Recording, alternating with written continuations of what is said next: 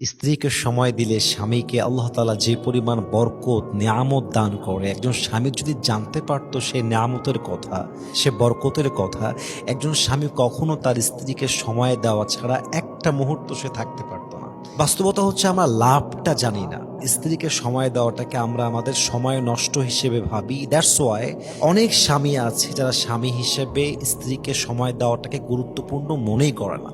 আজকে আমরা জানবো যে একজন স্বামী যদি স্ত্রীকে সময় দেয়, ওই স্বামীকে আল্লাহ কি কি নিয়ামত দান করে, সে পুরুষকে আল্লাহ কি কি নিয়ামত দিয়ে ভরপুর করে দেয়, সেগুলো জানতে চেষ্টা করব, যাতে করে প্রত্যেকটা স্বামী তার ওয়াইফকে টাইম দিতে পারে, প্রত্যেকটা সংসার যেন সোনার সংসার হয়ে যায়। বলেন সবাই ইনশাআল্লাহ।